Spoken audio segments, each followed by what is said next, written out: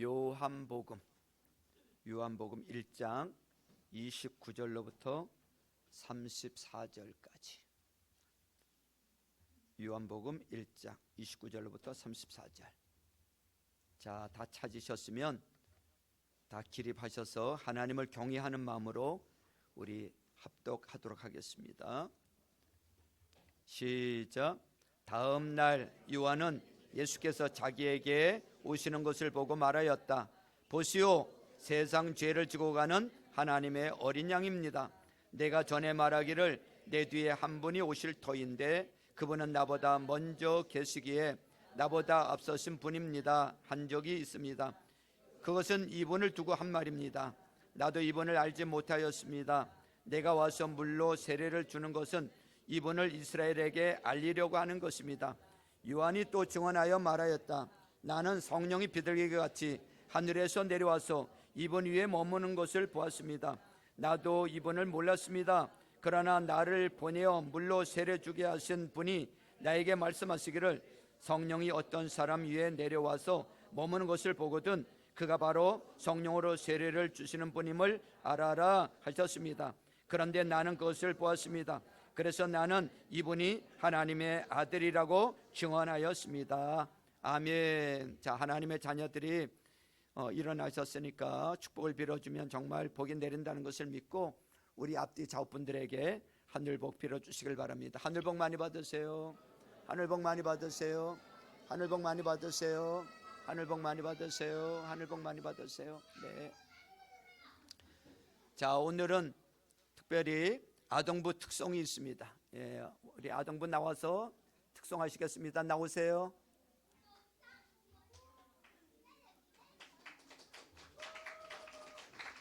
자, 아동부하고 우리 교사 선생님들 네 분하고 아동부하고 교사 선생님 네 분 나오셨습니다.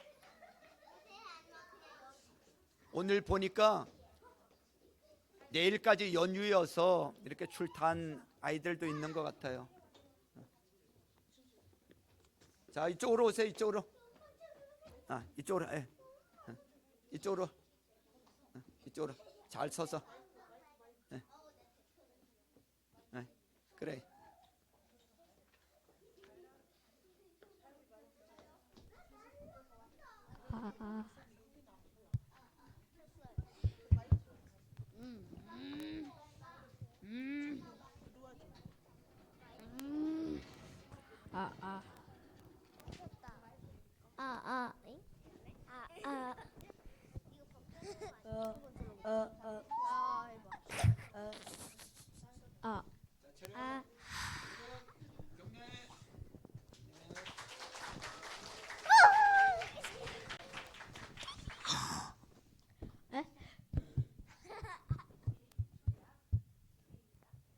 예배는 하나님께 사랑으로 드리는 거룩한 시간임을 알고 온 마음을 다해 참여한다. 하나님은 영이시다. 그러므로 하나님께 예배를 드리는 사람은 영과 진리의 예배를 드려야 한다. 요한복음 4장 24절. 아멘.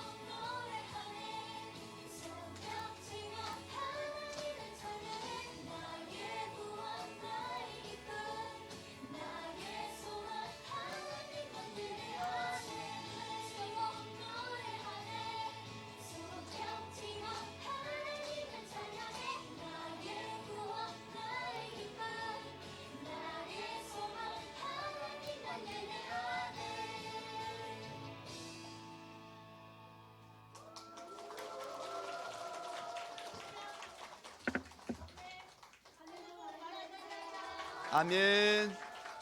예, 들어가세요. 잘했어요. 네. 다음에 또 해요. 네. 자, 엄마 옆으로 가세요. 엄마. 자, 엄마 옆으로 다 가세요.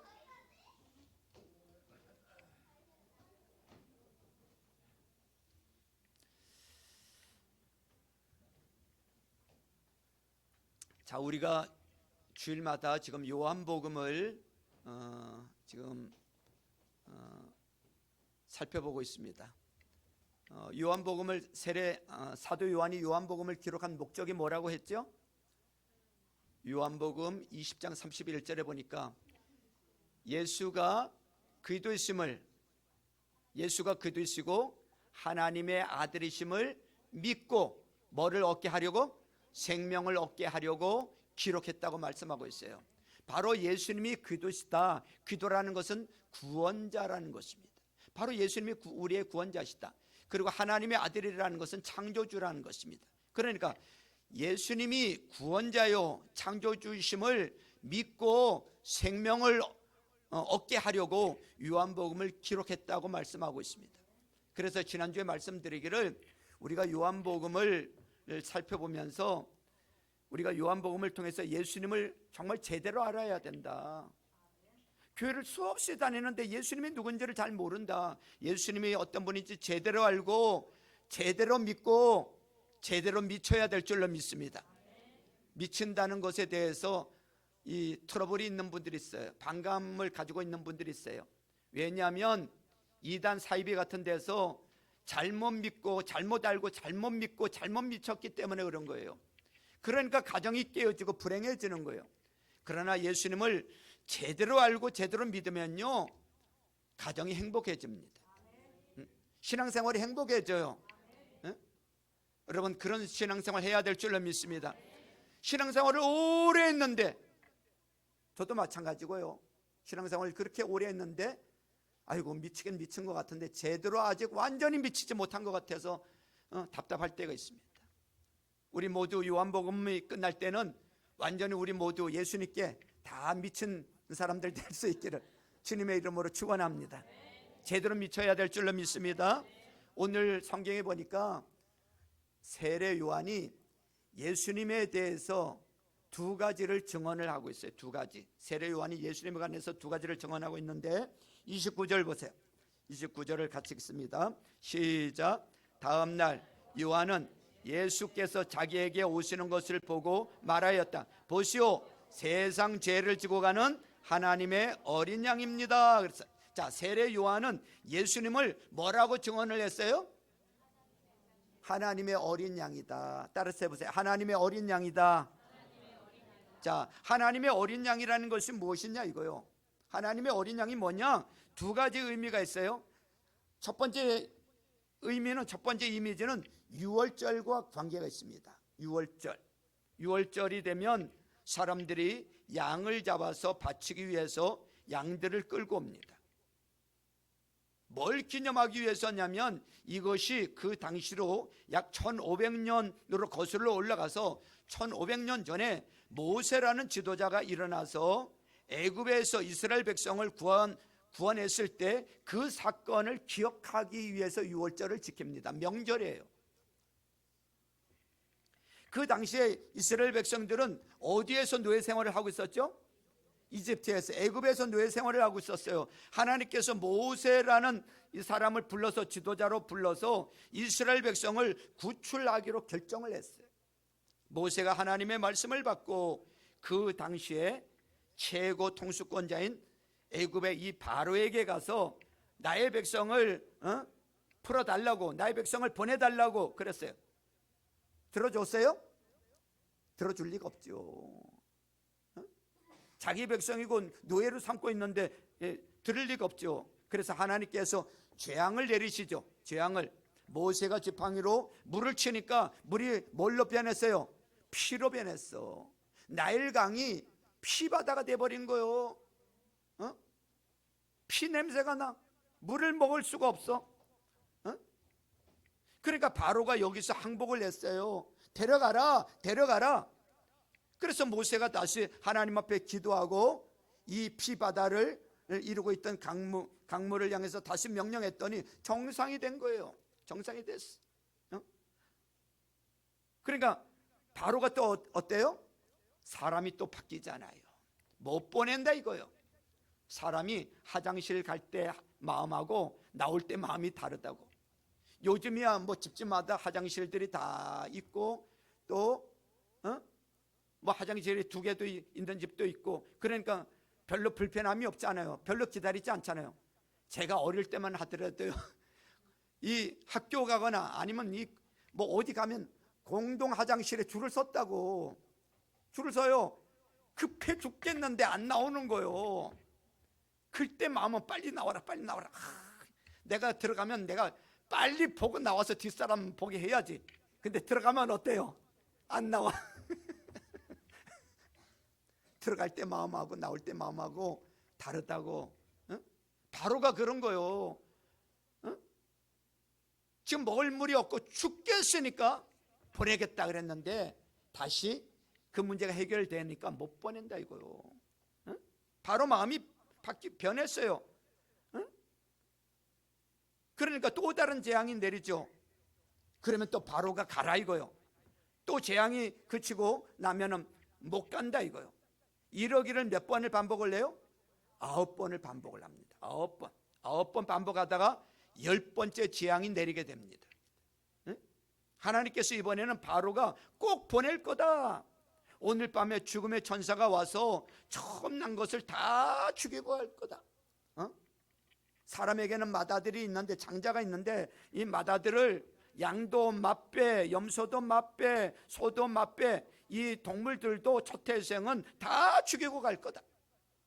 여기서 살아남는 길이 무엇이냐? 너희들은 어린 양을 잡아서 그 피를 가지고 너희들이 살고 있는 집에 이 좌우설주와 문 임방에 바르라. 문지방은 아니에요. 좌우설주와 임방에 바르라 그랬어요. 그러면 죽음의 천사가 그 집에 이르렀을 때 피가 발라 있으면 그 피를 보고 그 죽음의 사자가 넘어가리라. 우리가 찬양했죠. 유월하리라, 패스오버 하리라, 넘어가리라 이거요. 뭐 때문에 넘어간다고요? 그 피를 보고 죽음의 사자가 넘어가리라 그랬어요. 우리를 그 당시에 이스라엘 백성으로 생각을 한번 해봅시다. 그러면 밤이 됐어요. 죽음의 천사가 지금 찾아온 거예요. 죽음의 천사가 찾아왔어. 멀리서부터 울음의 곡소리가 들려옵니다. 막 곡소리가 나는 거예요. 아들이 죽었다고. 곡소리가 나고 점점 가까이 오는 거예요. 점점 곡소리가 다가와. 그러면 이 부모된 입장에서는 긴장이 될까 안 될까? 긴장이 되죠. 마음이 조이죠. 우리 집은 어떤 일이 안 일어나야 될 텐데 막 조이죠. 맏아들이 죽고 막 첫태생들이 동물들이 죽고 마음 조이고 있단 말이죠. 그 집의 맏아들도 마음 조이고 있고. 그런데 이 곡소리가 막 나더니 왼쪽에서 곡소리가 나더니 그 다음에 보니까 오른쪽에서 곡소리가 나는 거야. 뭐예요? 이 집은 뭐 한 거예요? 넘어간 거야. 뭐를 보고 넘어갔어요? 피를 보고. 그 집은 피를 발랐거든. 어린 양의 피를 발랐는데 그 피를 보고 죽음의 사자가 넘어가는 거예요. 죽음을 면했어. 그때 죽음을 면한 이스라엘 백성들이 한번 생각해 보세요. 다 인격적으로 애굽 사람보다 다 훌륭해서 그랬을까요? 아니란 말이죠.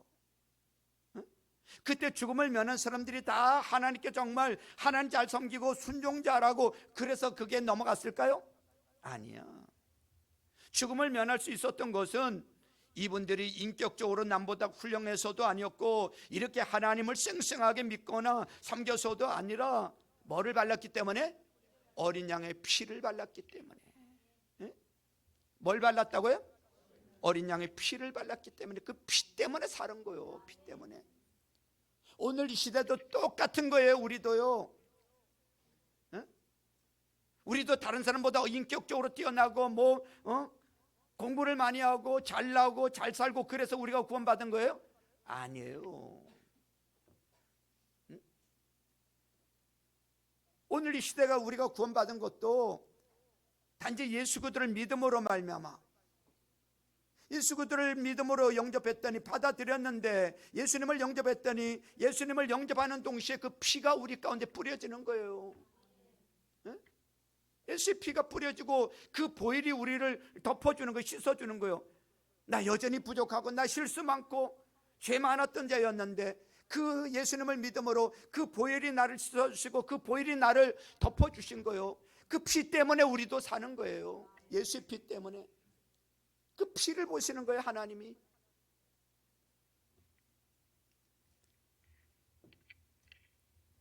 우리는 하나님 앞에 너무나도 해야 될 거를 하지 못하고 해서는 또 안 될 일을 너무나도 우리는 많이 했던 사람들이에요. 우리는 행동으로, 말로, 생각으로 하나님 앞에 너무나도 많은 죄를 지었던 자들이에요. 이웃 사람들을 힘들게 하고 하나님을 무시하고 하나님의 마음을 다쳤던, 이 하나님의 마음을 다쳐드렸습니다. 우리는 천벌을 받아야 마땅합니다. 우리가 이 천벌에서 면할 수 있는 것은 내가 좀 더 주님의 뜻대로 살아보려고 애쓰고 내가 좀 더 주님이 원하시는 사람이 되려고 애써 갖고 되는 게 아니란 말이죠. 그 마음이 나쁜 것은 아니에요.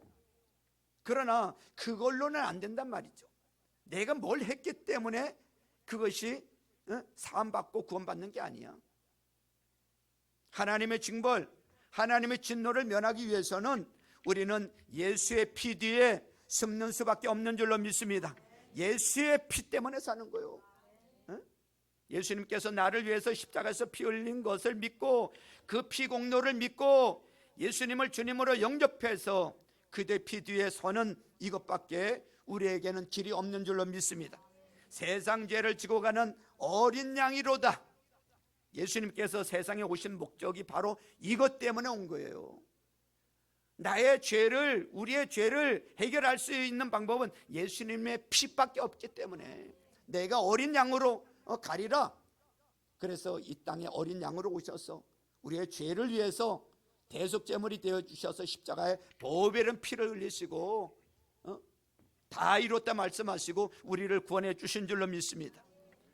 예수님께서 하나님의 어린 양이다 하는 것은 두 번째 반대되는 이미지가 또 하나 있어요. 이 반대되는 이미지는 첫 번째하고 다릅니다. 여기서는 전쟁에 승리하는 전사입니다. 전쟁에 승리하는 전사. 우리는 어떻게 어린 양이 전쟁에서 승리하는 승리자가 되냐 감이 안 잡히지만 그 사람들에게는 그것이 느껴지는 거예요. 그걸 알 수 있는 거예요. 다윗도 어린 양으로 묘사를 했고 솔로몬도 어린 양으로 묘사를 했고 요한계시록에 보면 우리 예수님도 승리하는 싸우시는 어린 양이라고 묘사를 하고 있어요. 어린 양이시다. 싸우시는 어린 양이시다. 요한계시록 17장 14절에 보니까 예수님께서 나중에 오셔서 이 세상을 다스리는 열 나라의 왕과 싸우시는 이런 그것이 묘사가 되어 있으면서 이렇게 설명을 하고 있습니다. 그들이 어린 양에게 싸움을 걸 터인데 어린 양이 그들을 뭐 할 것이라고? 이길 것이라는 거예요. 어린 양이 그들을 이길 것이다. 바로 어린 양은 이 전쟁에서 승리하는 전사라는 것입니다. 세상 죄를 지고 가는 하나님의 어린 양이라는 것은 죄를 없애심으로도 묘사가 돼야 됩니다. 이 세상 죄된 세상에 오셔서 죄인을 심판하시고 죄를 멸하시는 승리하시는 주님이십니다. 이 어린 양 주님에게는 언제든지 이 양면이 있다는 걸 잊지 마세요. 양면. 예수님으로 주님으로 영접하신 분들에게는 우리 예수님처럼 좋은 분이 없습니다. 예수님처럼 좋은 분이 없어요. 항상 사랑하고 항상 용납하고 항상 도와주시고 항상 위로해 주시는 어린 양. 그러나 그것만 있는 것이 아니고 또 한 면이 있다는 걸 잊지 마세요. 여기에 아직 오랫동안 교회 다녔지만 우리 가운데 아직 예수님을 주님으로 영접 안 하신 분이 계시면은 그분들에게는 예수님처럼 무서운 분이 없다는 걸 아셔야 돼요. 예수님은 악을 멸하시는 분이세요. 악을 심판하시는 분이세요. 멸하시는 분이세요. 우리는 이 하나님의 크심을 봐야 될 줄로 믿습니다. 우리가 예수님의 복음을 듣고 거부하시는 분들, 아이 난 상관없어, 아이 난 관심 없어, 니나 믿어, 한 걸음 더 나가서 에이 예수님도 그냥 뭐 성인 중에 한 분이시지 뭐 하고 이야기를 하고 비판하시는 분들을 볼 때는 참 제가 마음이 안타깝습니다. 안타까워요. 이러다가 이러다 혼쭐 나지, 이러다가 혼쭐 날 날이 와. 지금은 하나님이 안 보이시니까 지금 이런 소리 하지만은 우리도 언젠가는 다 죽을 때가 있어요, 없어요? 우리도 다 언젠가는 죽을 때가 있고요. 그 죽은 다음에는 예수님 앞에 다 서야 되는데, 그때 어떻게 하려고 지금 이러시냐 이거요. 그때 어떻게 하려고 안타까움이 있는 거예요. 안타까움이 있어요. 그때 어떻게 하려고.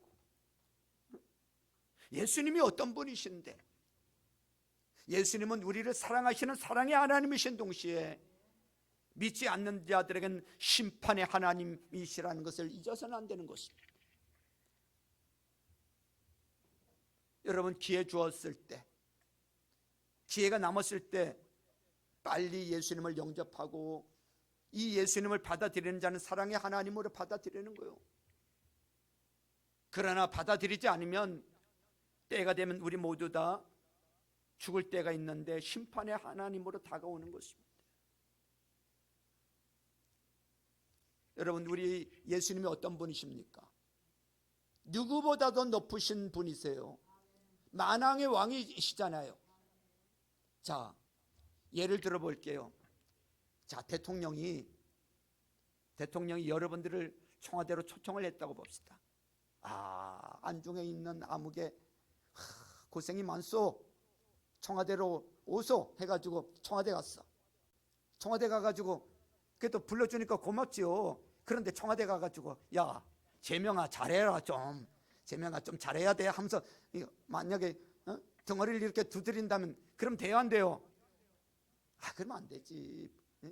아니 청와대 가서 좀 뭐 맛있는 거 좀 얻어 먹을 줄 알고 왔는데 칼국수 한 그릇 주네. 이런 거 주려고 나를 불렀어? 그리고 못마땅해 하고 그러면 안 되죠. 나를 청와대 불러준 것만 해도 일단 감사하죠. 그런데 우리 예수님이 어떤 분이세요? 대통령하고 비교가 안 되는 분이시잖아요. 그래요 안 그래요? 아니 이분이 나를 불러주셨다니까. 여러분들 기회 있을 때 예수님 믿어야 될 줄로 믿습니다. 기회 있을 때 예수님이 주신 구원의 도에 귀를 기울이셔야 돼. 나하고는 상관없다고요? 아니에요. 나 아직 멀었다고요? 몰라요, 언제일지. 여러분들, 우리가 죽고 난 다음에 어떤 예수님을 만나기를 원하십니까? 우리 때가 돼서 우리 죽음 앞에 육신은 죽음을 맞이하게 되는데 죽고 난 다음에 어떤 예수님으로 맞이하기를 원하세요? 우리를 용납하시고 사랑하시고 품어주시고 김 목사님 너 고생했다 잘했다고 안아주시는 어린 양으로 만나기를 원하십니까? 아니면 내가 너에게 그렇게 호소하고 그렇게 기회주고 그렇게 다 일렀는데도 끝까지 무시하고 이웃사람 힘들게 하고 하나님의 마음을 다쳐준 너는 처벌받아야 마땅하다, 진노의 심판의 어린 양으로 만나기를 원하십니까? 둘 중에 하나란 말이죠. 예수님에게는 양면성이 있어요.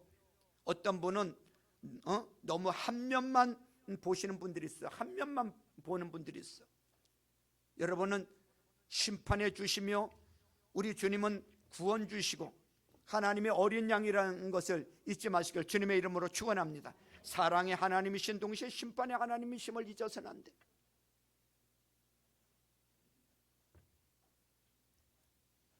여러분, 제가 지난 주간에 천국 지옥에 대한 좀 이렇게 유튜브에 또 있는 것을 좀 몇 개 좀 들어봤어요. 뭐 그것이 뭐 맞다 틀리다 이런 개념을 떠나서 뭐 맞다고 한 분도 있고 틀리다고 한 분도 있지만, 그러나 그분들의 진솔한 한번 간증을 들어봤어요. 잠시 동안의 그 혼미 상태에서 천국을 보고 지옥을 보고 온 분들의 그 간증을 들으면서, 옳고 그르다가 떠나서 그분들의 간증을 들으면서 동일한 건 뭐냐면, 정말 예수님 진실하게 제대로 믿어야 된다는 것입니다. 어영부영 믿어서 되는 게 아니고, 예배를 해도 정말 다른 사람 의식하지 말고 정말 예수님 앞에 진실함으로 예배하고, 그리고 교회에서만 믿는 사람으로 끝나지 말고 진짜 믿는 사람으로 가정에 가서 잘하고, 직장에 가서 잘하고, 남편에게, 아내에게, 자녀들에게, 부모님에게, 이웃들에게 잘하고, 교회에서는 잘하는데 집에 가서가 그게 안 되는 거예요. 직장에 가서 그게 안 되는 거예요. 그러면 안 된단 말이죠. 하나님이 다 보고 계세요. 우리 신앙생활이 교회 안에서만 신앙생활입니까? 가정에서 하는 건 신앙생활 아니에요? 가정에서 사는 게 신앙생활이 아니에요? 신앙생활이죠. 직장생활도 신앙생활이 아니에요? 신앙생활이죠. 다 연결이 되는 거잖아요. 교회 따로, 직장 따로, 가정 따로입니까? 아니잖아요. 예수님에 대해서 두 번째 증언을 한 것이 33절에 나와요. 이 증언을 하기 며칠 전에 예수님께서 세례 요한에게 와서 세례를 받으셨어요. 세례를 받았어. 세례를 받을 때 그 목적은 무엇이냐면, 여러분 우리도 마찬가지예요. 제가 세례를 주고, 저도 세례를 청년 때 세례를 받고, 여러분들도 이제 세례를 다 받으셨는데, 세례를 왜 받지요? 내가 지금까지는 이렇게 살았는데, 이렇게 죄 가운데 살았는데, 이제는 예수님 믿고 구원받은 자로 더 이상 이렇게 살지 않겠다, 결단의 의미로 세례를 받는 거예요. 지금 세례 요한이 세례를 주고 있어요. 세례 요한이 지금 세례를 주는 것이 하나님이 원하시는 것이고, 하나님이 또 세례를 주면서 하나님이 보낸 사람이라는 것을 인정해 주기 위해서 우리 예수님이 세례를 받으세요. 사실 예수님은 세례를 안 받으셔도 되는데 세례를 받으세요. 그리고 자기의 공적인 생활을 시작하기 위해서 세례를 받으세요. 이때 예수님이 세례를 받을 때 하늘에서 성령께서 비둘기 같은 모양으로 내려오셨다 그랬습니다. 이 얘기를 하면서 33절 34절에 보니까 세례 요한은 이런 얘기를 해요. 한번 같이 읽어볼까요? 33절 34절 시작. 나도 이분을 몰랐습니다. 그러나 나를 보내어 물로 세례를 주게 하신 분이 나에게 말씀하시기를, 성령이 어떤 사람 위에 내려와서 머무는 것을 보거든 그가 바로 성령으로 세례를 주시는 분임을 알아라 하셨습니다. 그런데 나는 그것을 보았습니다. 그래서 나는 이분이 하나님의 아들이라고 증언하였습니다. 그랬어요. 자, 세례 요한은 뭘로 세례를 줬어요? 물로 세례를 줬어. 이것은 이제는 내가 주님의 뜻대로 살기를 원합니다 하는 이런 결심의 표시에서 나온 것입니다. 이것은 외부적인 거예요. 이건 우리 마음속을 변화시키진 못해요. 세례받았다고 사람이 변하고 그런 건 아니에요. 그래서 에스겔 36장 26절에 보면, 에스겔은 예수님 나시기 600년 전에 있었던 예언자입니다. 이 사람이 하나님의 말씀을 받아서 하나님께서 이 사람을 통해서 이렇게 말씀하고 계세요. 뭐라고 말씀하시는가 하면, 맑은 물로 너희에게 뿌려서 너희를 정결하게 하고, 또 새 영을 너희 속에 두고, 무슨 영을? 새 영을 너희 속에 두고 새 마음을 너희에게 주되 너희 육신에서 굳은 마음을 제하고, 너희 육신에서 굳은 마음을 제하고 부드러운 마음을 주리니, 이렇게 말하고 있어요. 새 영을 부어줄 거다. 그럼 굳은 마음을 제하고 부드러운 마음을 주시겠다고 예언을 하고 있어요. 하나님께서 약속하셨어. 너희들이 내 뜻대로 살지 못하는 것은 마음이 굳어서 그렇다 이거요. 마음이 딱딱해서 그렇다. 그러나 내가 새 영을 너희 속에 두고 새 마음을 너희에게 주되 너희의 육신에서 굳은 마음을 제하고 부드러운 마음을 줄 것이다. 하나님께서 약속하셨어요. 약속하셨다고. 예수님께서는 우리를 성령님께 잠기게 하셔서 우리 마음속으로부터 주님을 사랑하고 우리 마음속으로부터 주님을 섬기고자 하는 마음을 주실 수 있는 분이신 줄로 믿으시길 바랍니다. 마음만 있고 욕구만 있어도 되지 아니합니다. 한 걸음 더 나가서 우리 주님께서는 우리에게 성령을 부어주셔서 우리로 하여금 주님 뜻대로 살 수 있는 능력도 주시는 분이신 줄로 믿습니다. 이것이 예언이 되어 있어요. 세례 요한은 바로 이 예언을 성취하실 분이 바로 이분이라고 말씀하고 계시는 거예요. 하나님께서 세례 요한에게 뭐라고 말씀하셨는가 하면 너가 세례를 줄 때에 하늘에서 어떤 분에게 비둘기같이 성령님이 임하실 거다. 그분이 바로 하나님의 아들이다. 그를 증언해라. 그가 오실 것이다. 그가 메시아다. 세례 요한은요 그 사명을 끝까지 감당을 합니다. 세례 요한은 정말 예수님께 미쳤던 사람이요, 예수밖에 없었던 사람이요, 자기가 일도 없어, 자기 자랑 한 번도 한 적이 없어, 자기를 드러내려고 한 적도 없어.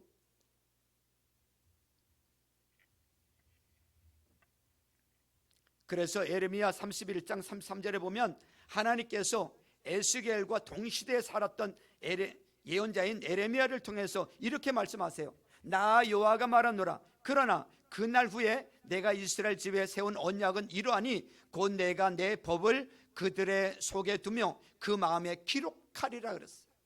세상의 모든 성인들은, 세상의 모든 의인들은 어떻게 살아야 된다 하는 것을 가르쳐 주기만 해요.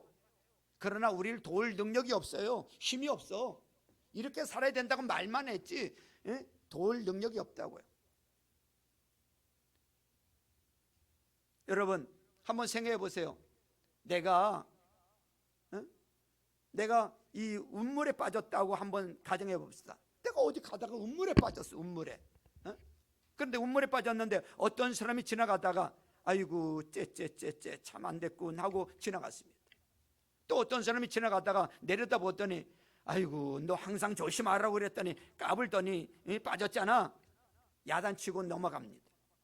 또 한 사람이 지나가다가 들여다보면서 아이고 거기 고기 이렇게 밟고 올라올 수 있겠네.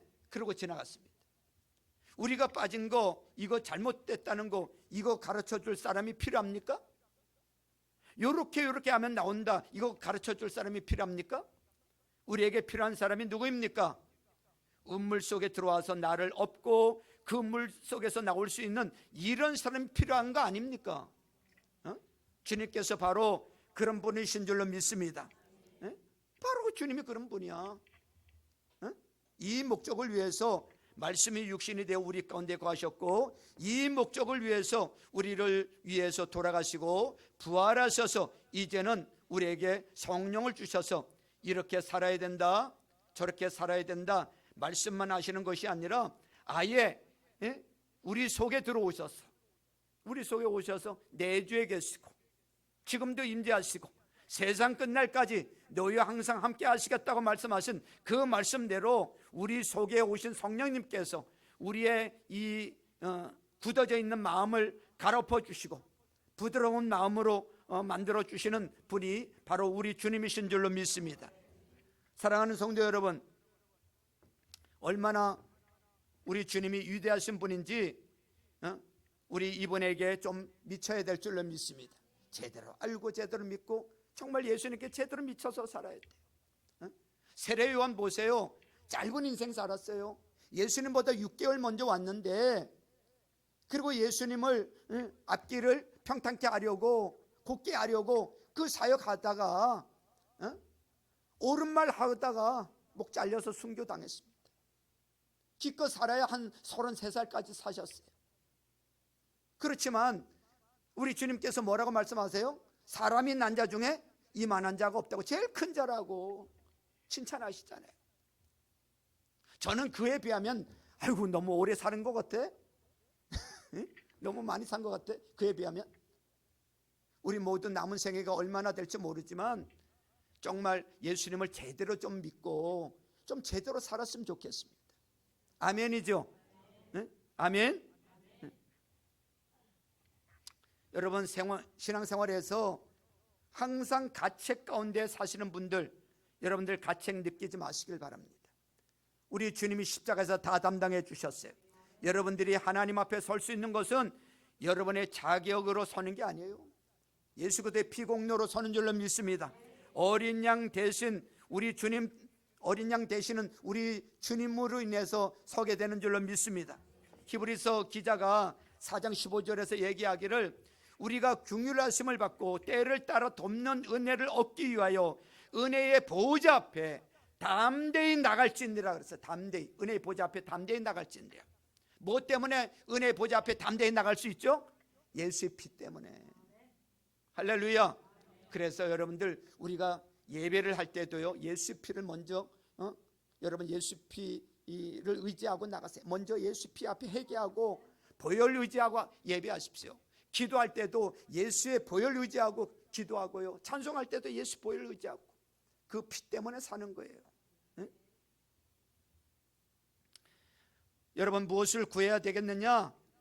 어떤 분은 내가 예수를 믿으면서도 이 마음에 실감이 안 갑니다. 그럴 때 어떻게 해야 됩니까? 어떻게 내가 좀 주님을 좀 마음에 와닿고 실감이 갔느냐? 애쓴다고 될 일이 아니에요. 이거 하나님이 주셔야 되지 않습니까? 이런 거 주님 앞에 갖고 나오는 줄로 믿습니다. 하나님, 저는 어째서 이렇게 마음이 메말라 있습니까? 머릿속으로는 이해가 되는데 왜 내 마음속에 와닿지 않습니까?